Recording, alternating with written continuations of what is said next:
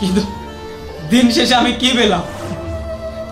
আমার বাড়ির আমার গেটের দারোয়ান, তার থেকে আমার পারমিশন নিতে হয়, পারমিশন নিয়ে ভিতরে ঢুকতে হয়। বলে কি ম্যাডাম আর স্যার বেরিয়ে গেছে। এগুলো শুনলে একটা হাজবেন্ডের কেমন লাগে, কতটা কষ্ট হয়, এটা হিয়া তুমি বুঝবা না।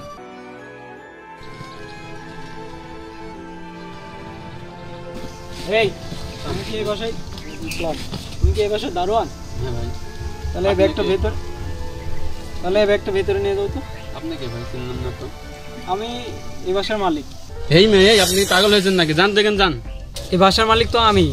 আপনি বাসা হবে কেন? সারা মেয়ে একটু আগে বের হয়ে গেল। আপনি এখন জানতে ভাই যান, বিরক্ত করেন না, যান। বাইরে গেছে মানে কিছু বুঝতে পারছে না। শোনো, তুমি এক কাজ করো, তুমি তোমার ম্যাডাম বাইরে গেছে না? কতদিন ধরে এগুলো চলছে? স্যার অনেক দিন ধরে চলছে। অনেক দিন ধরে? আসলে জানো, তোমার ম্যাডামের হাজবেন্ড আমি বিদেশ থাকি। আর এই বাড়িটা দেখছো, এই বাড়িটা আমার টাকাই করা। আমি জায়গা কিনে বাড়িটা করে দিয়েছি। ও যখন যেটা আবদার করছে আমি ওর সব আবদার পূরণ করছি, কিন্তু এটা কখনো ভাবিনি যে ওর এই পরিস্থিতি হয়ে দাঁড়াবে। তুমি একটা উপকার করবা ভাই আমার, তুমি এই ব্যাগটা ভিতরে নিয়ে যাই রাখো। তোমার চাকরি যাবে না, এটা নিয়ে টেনশন করো না।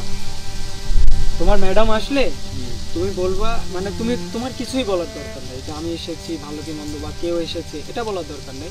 তুমি ব্যাগটা নিয়ে ভিতরে যাও, আসো চলো।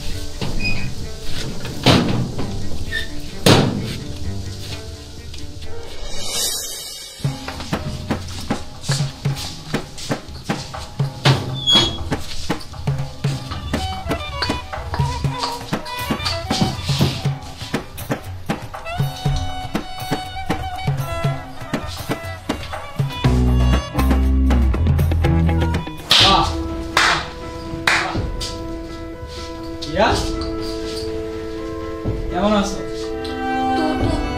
তুমি এখানে? আরে এই লোকটা ভিতরে কিভাবে আসলো? আর তুমি কি এর চিনো? কি আমতা আমতা করছো কেন? আমার পরিচয় দিতে কষ্ট হচ্ছে তাই না? কষ্ট হবারই কথা। আসলে আমি তো কখনো এমন কিছু করিনি যেটাতে তোমার আমার কথা বলতে লজ্জা লাগবে না। নিশ্চয়ই তোমার বয়ফ্রেন্ড এটা। আর আমি যা শুনলাম তোমাদের এই রিলেশনশিপ নাকি অনেকদিন ধরেই চলছে। এই ভাই, এসব কি শুরু করছেন আপনি? কে আপনি? হ্যাঁ, আর আপনি আমার ইয়ার সাথে এত কথা কিসের? যান, সুন্দর করে বাড়ি থেকে বের হয়ে যান। আপনি চুপ থাকুন। আপনি যেখানে দাঁড়িয়ে আছেন না, এই বাড়িটা আমার। আর আপনি যার সাথে ঘুরছেন তার হতভাগা হাজবেন্ডটা আমি। হাজবেন্ড? হিয়া তো আমায় বলছে ওর এখনো বিয়ে হয়নি। জানেন ভাই, আমি যখন ওর হাত ধরেছিলাম ও বলেছিল যে তোমার তো এখন কিছু নাই, তুমি গরিব।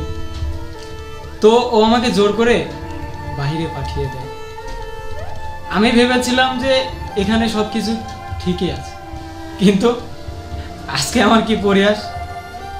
আমার টাকা আছে, বাড়ি আছে, গাড়ি আছে, সব আছে, কিন্তু যার জন্য এগুলো করলাম সে আমার সাথে কি এমন কাজটা করলো। আমার ভাবতে অবাক লাগছে যে মেয়েটা আমার হাত ধরে চলে এসেছিল, যে আমাকে এত স্বপ্ন দেখালো, সে মেয়েটা শেষ পরিণতি আরেকটা ছেলের সাথে চলাফেরা করে, আপনার সাথে ঘুরে, না জানি আর কি কি করছে। কিন্তু দিন শেষে আমি কি পেলাম? আমার বাড়ির আমার গেটের দারোয়ান, তার থেকে আমার পারমিশন নিতে হয়, পারমিশন নিয়ে ভিতরে ঢুকতে হয়। বলে কি ম্যাডাম আর স্যার বেরিয়ে গেছে। এগুলো শুনলে একটা হাজবেন্ডের কেমন লাগে, কতটা কষ্ট হয়, এটা হিয়া তুমি বুঝবা না। তুমি এরকম সিচুয়েশনে পড়োনি। এত পরিশ্রম করছি আমি, এত কষ্ট করছি, যে টাকাগুলো পাঠাইছি, টাকাগুলো ইনকাম করতে আমার যে পরিমাণে শরীরের ঘাম ঝরছে, এই হাড় ভাঙা কষ্টের কথা তুমি কখনো বিশ্বাস করবা না। তুমি বিশ্বাস করতা যদি আমার জায়গায় তুমি থাকতা। তুমি অবশ্যই বিশ্বাস করতা। তুমি কাজটা আমার সাথে ঠিক করনি। তুমি আমাকে বলতে পারতা যে আমি ছাড়াও তোমার আরেকজন প্রিয় মানুষ আছে। আমি আমি আমি নিজে তাকে তুলে দিতাম তোমার কাছে। তুমি আমাকে বলোনি, তুমি আমাকে চিনোনি। তুমি আমাকে চিনলে হয়তো আজ এই কাজটা করতে না। ভাই, ভুলটা আমারই। আসলে টাকা পয়সা দিলে সবকিছু হয় না। ভালোবাসা বলতে কিছু আছে, সেটা হয়তো পাশে থেকে কাউকে দিতে হয়। আমি দূরে ছিলাম, আমার জায়গায় হয়তো অন্য কেউ এসে সেই জায়গাটা পূরণ করছে। দাঁড়ান ভাই, হিয়ার সত্যি আজকে নিজেকে মেরে ফেলতে ইচ্ছে করছে। এই একটা মানুষ তোমাকে এতটা ভালোবেসেছে, আর তুমি আমার মতো একটা ছেলের জন্য এর সাথে এতটা বেইমানি করবে। জানো হিয়া, আমার কিন্তু তুমি ছাড়া আরো 2-4টা গার্লফ্রেন্ড আছে। হ্যাঁ, তুমি যে ওকে ঠকাইছো, তুমি কিন্তু জিততে পারোনি, তুমিও ঠকেছো। আর ভাই, সত্যি আমি জানতাম না যে ওর স্বামী আছে। যদি জানতাম তাহলে হয়তো বা আমি এই কাজটা করতাম না। আর কি বলবো কন, মানে দেশে থাকি, টুকটাক টাকা পয়সা আছে, এগুলোর পিছনেই ঢালি। আসলে সব কিছুই ফাও। যাই হোক, আমি আপনার কাছে ক্ষমা চাচ্ছি। আর এরপর থেকে তুমি আমার সাথে আর যোগাযোগ করবে না।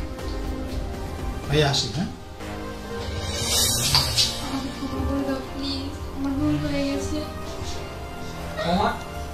তুমি কেন চাবে? যা দেখার আমি তো দেখে ফেলেছি। এই বাড়িটা তোমার না, তুমিই থাকো, বরঞ্চ আমি চলে যাই।